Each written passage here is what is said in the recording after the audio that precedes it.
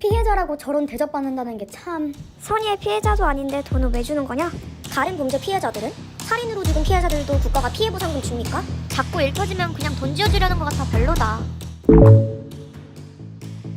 지난 2일 검찰이 N번방 피해자들에 대한 지원 대책을 밝히자 이런 지원이 특혜라며 반대하는 사람도 생겨났습니다.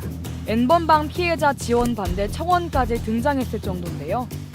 정말 이 모든 지원이 N번방 피해자를 위한 과한 특혜일까요?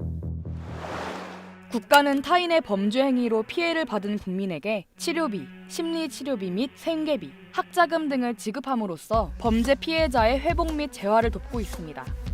즉, N번방 피해자만이 아니라 모든 범죄 피해자에게 지원되는 겁니다. 우선 5천만 원은 치료비에 해당하는 금액입니다. 범죄로 5주 이상의 치료가 필요한 상해를 입은 자에게 최대 5천만 원 한도 내에서 치료비를 지원하게끔 정해져 있습니다. 생계비는 생계가 곤란하거나 곤란하게 될 우려가 있는 경우에만 최대 50만 원을 3개월까지 지원해주고 있습니다. 학자금 역시 범죄 피해자 본인이 학생일 경우 생계비와 같은 이유로 학기당 최대 100만 원까지 지원됩니다. N번방 피해자 모두에게 최대 5천만 원이 지급되는 게 아니라 정당한 조건이 충족될 경우에만 지원되는 거죠. 다만 피해자가 경제적 지원을 받기 위해서는 그 피해에 대한 중대한 책임이 없어야 한다고 명시되어 있습니다. 아니, N번방은 피해자한테도 책임 있는 거 아니야? 이렇게 생각하는 분들도 많을 것 같은데요. 정말 피해자에게 책임이 있다고 볼 수 있는 걸까요? 그 상황에서 성착취의 피해를 당할 것이다. 그리고 촬영된 그 영상물을 수백 명, 수천만 명이 공유할 것이다. 이런 거에 대한 예상을 했을까요? 범죄가 발생한 그 상황에 대해서는 저는 피해자의 책임을 물을 수는 없다고 생각을 해요.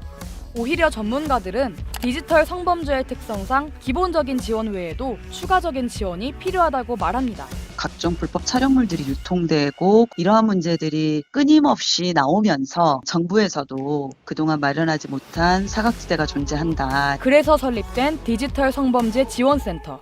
이곳에서는 불법 촬영물의 삭제 지원과 수사 지원, 심리 상담 지원을 추가로 제공하고 있습니다. 또한 개인정보 유출 피해가 있는 경우 성명과 주민등록번호 변경 등 개인정보 보호 관련 지원도 함께 이뤄진다고 합니다. N번방 피해자들이 지원받아야 하는 이유와 그 구체적인 내용, 조금은 이해가 되셨나요? 가해자에 대한 강력한 처벌도 물론 중요하지만 앞으로 일상으로 돌아갈 피해자들의 구제와 보호도 꼭 필요합니다.